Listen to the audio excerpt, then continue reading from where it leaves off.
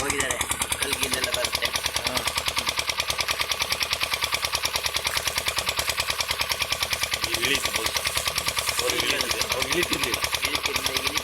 Jam ಆಗಿತ್ತು jam ಆಗಿತ್ತೇನ ಬೇಡ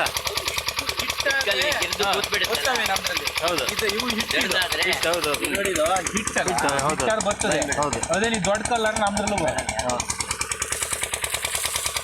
ಬೋರ್ಗಳು ಇವರ ಪಡೆದು 1 ವರ್ಷ ಒಳಗಿದಾಗಿ ಬೋರ್ ವಾಸಿಗೆ ಧೈರ್ಯನೇ ಮಾಡಲ್ಲ ನಾವು. ನಮಗೆ ಕಿರಿಕಿರಿ ಏನು ಗೊತ್ತು ನಿಮಗೆ, ಎಲ್ಲಿ ಜೊತೆ ಕಲ್ಲು ಬಿದ್ದಿರ್ತವೆ ಗೋಡೆ ಬಿಡಲ್ಲ. ಅದೇ 10 ವರ್ಷ 20 ವರ್ಷದಾಗಿ ಬೋರ್ಗಳಾದ್ರೆ ಧೈರ್ಯ ಮಾಡ್ತೀವಿ, ಯಾಕಂದ್ರೆ ಕೇಜಿಂಗ್ ಹೊಟ್ಟೆ ಮಣ್ಣೆ ಬಿದ್ದಿದೆ ಅಂತ ಗ್ಯಾರಂಟಿ ಮಾಡ್ತೀವಿ.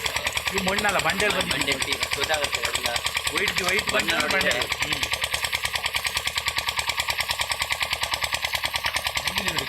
ಇದೇನಾದ್ರು ಹಿಂಗ್ ಕೂತಕ್ಕೆ ಮೇಲ್ ಕೇಜಿಂಗ್ ಪೈಪಲ್ಲಿ ಬಂತು, ಹಿಂಗ್ ಅಡ್ಡ ಕೂತ್ರೆ ಪೈಪ್ ಜಾಮ್ ಆಗ್ಬಿಡುತ್ತೆ. ನಮ್ಮ ಪೈಪೇ ಜಾಮ್ ಆಗ್ತದೆ.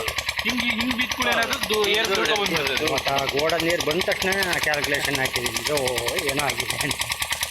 ಇದು ಪಕ್ಕ 100 ಅಡಿಲೇ ಬಿದ್ದಿದ್ದು ಗ್ಯಾರಂಟಿ ಆದ್ರೆ ಬಂದ್ರೆ ನಿಮ್ ಬೋರ್ ಪಕ್ಕ ಆಯ್ತಾ.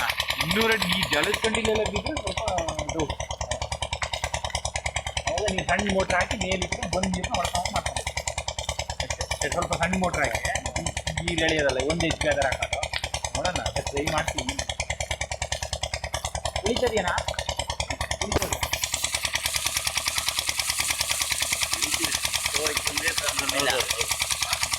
ಎಷ್ಟೆಂತ ಹೋಯ್ತು ಈಗ? ಹಾಂ 60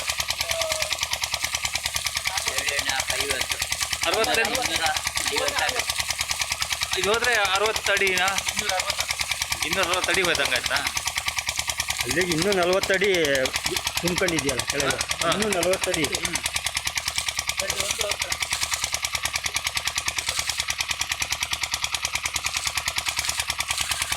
ಹದಿಮೂರು ಲೆಂತ್ ಹೋಯ್ತಾ? ಬರೀ ನೀರು ವಾಸನೆ ಅಂತ ಎಸ್ಟಿಮೇಟ್ ಹಾಕಿದ್ವಿ. ಅವ್ರು ನಾ ಹೇಳಿದ ಎಷ್ಟಲ್ಲ ವಾಡಾದಿ ಅಂತ ನಮ್ಗೆ ಗೊತ್ತಿಲ್ಲ. ಇದು ಯಾರು ಈ ಕಡೆ ವಾಡ ನೋಡ್ರಿ ಎಷ್ಟಂದ್ರೆ ಅದೇ ಆಗ್ತದೆ.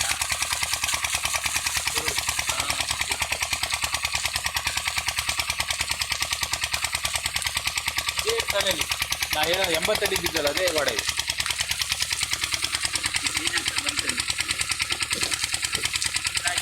ಜಾಮಾತ್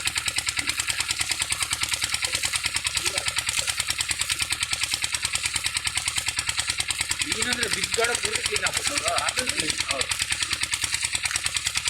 ಆ ಬಡ್ಡಿ ಮಕ್ಕಳು ಮೋಸ ಮಾಡಿ ಸಾಯ್ತಾರೆ. ಗೊತ್ತಾಗಲ್ಲ, ಪೂರ್ತಿ ಒಳಗಡೆ ಹೋಗಿದ್ದಷ್ಟು ಹೊರಗಾಗ್ತದಲ್ಲ.